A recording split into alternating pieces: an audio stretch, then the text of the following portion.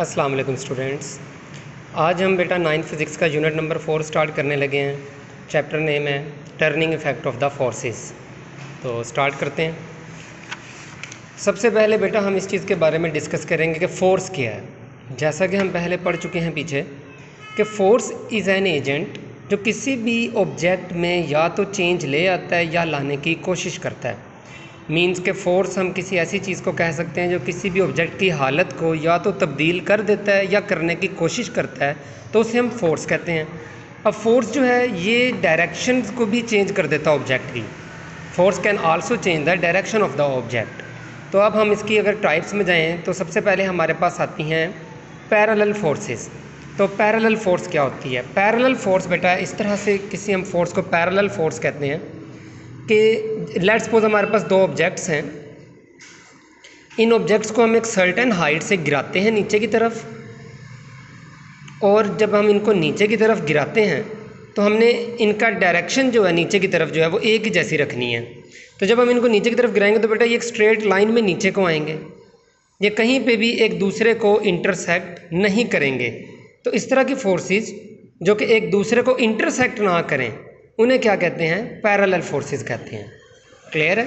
ऐसी फोर्सेस जो अपने पाथ के दौरान एक दूसरे को इंटरसेक्ट ना करें उन्हें क्या कहेंगे? पैरेलल फोर्सेस कहेंगे। तो इसकी डेफिनेशन देखें, सर्च forces which are parallel to each other are called parallel forces.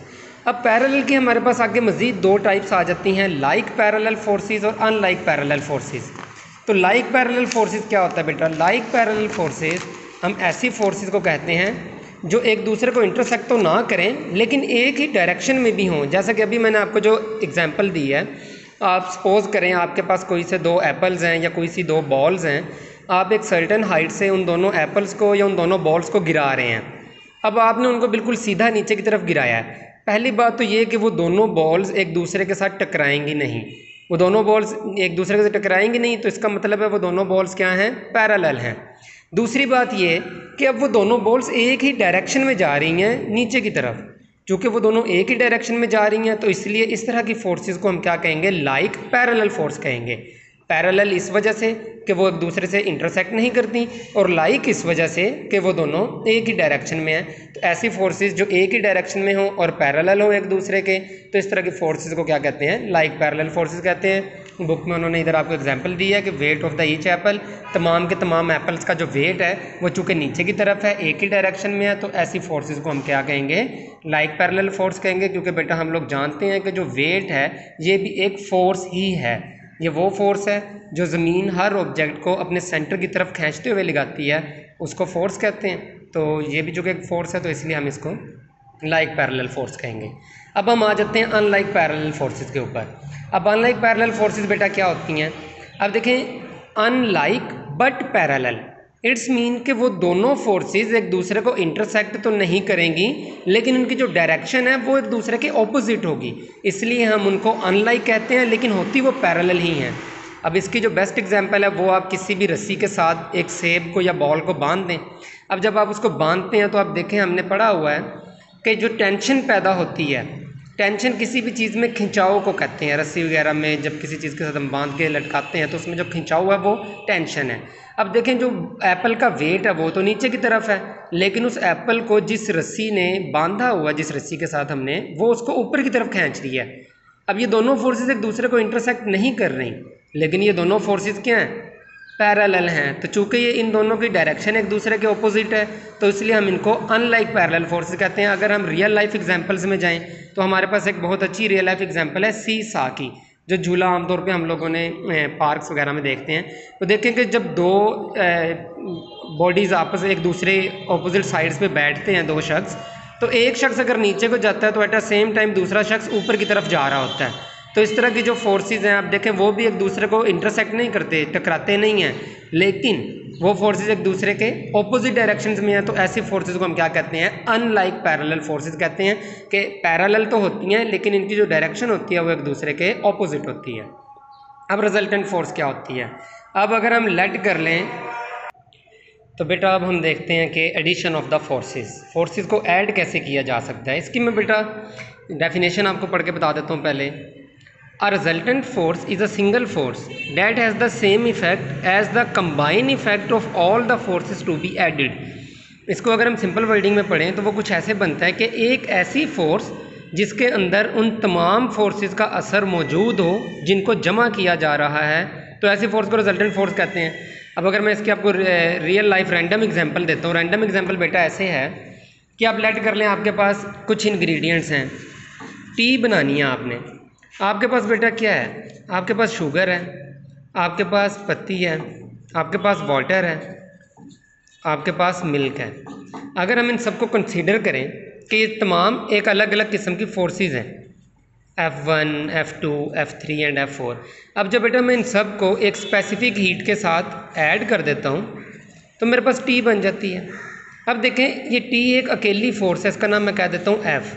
अब इस टी के अंदर तमाम इफ़ेक्ट मौजूद हैं, इसके अंदर पत्ती का भी है, चीनी का भी है, दूध का भी है, पानी का भी है। तो इस तरह से ये तो एक सिंपल सी रैंडम एग्जांपल मैंने आपको दी है। तो ऐसी फोर्स जिसके अंदर तमाम फोर्सेस का रिज़ल्ट मौजूद हो उसे क्या कहते हैं, रिजल्टेंट फोर्स कहते हैं। अब बात हो रही है कि इन तमाम फोर्सेस को जमा कैसे किया जाए, क्योंकि फोर्सेस तो हमारे पास इस टाइप में नहीं ना होती जिस तरह सभी मैंने बताई हैं। तो फोर्स को बेटा आमतौर पर चूँकि एक वेक्टर क्वांटिटी है तो वेक्टर क्वांटिटी को एक हेड के ज़रिए डिनोट किया जाता है, एरो के ज़रिए। ये एफ फोर्स है एक हमारे पास, ठीक है। अब लेट कर लेते हैं, मेरे पास कुछ फोर्सेस हैं। ए फोर्स है एक मेरे पास लाइक दिस, एक बी फोर्स है वो इस तरह से है, और एक सी फोर्स है वो इस तरह से है। अब बेटा मैं चाहता हूँ कि इन तमाम फोर्सेस को ऐड करूँ और एक सिंगल फोर्स के ज़रिए इन तमाम फोर्सेस को शो करूँ। तो इन फोर्सेस को ऐड कैसे किया जाता है, ध्यान से सुनिएगा।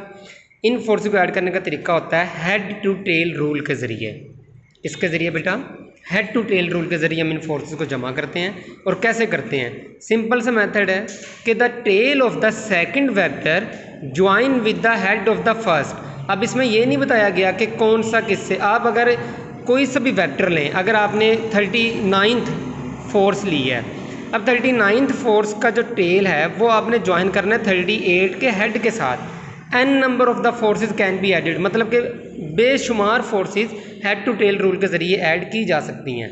अब इसको अगर मैं 3 वेक्टर्स को जमा करके दिखाऊँ आपको तो वो कुछ ऐसे होगा कि मैं पहले ए वेक्टर बनाऊँगा उसी डायरेक्शन में।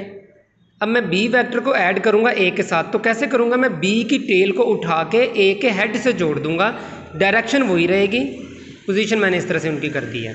तो ये बी वेक्टर भी आ गया मेरे पास उसी डायरेक्शन में। तो ए वेक्टर इस तरफ था, बी इस तरफ है। अब मेरे पास है सी। अब सी की टेल को उठा के मैंने जोड़ना है, तो अब मैंने देखना सी से पिछला वेक्टर क्या है, सी से पिछला वेक्टर बी है, ए नहीं है।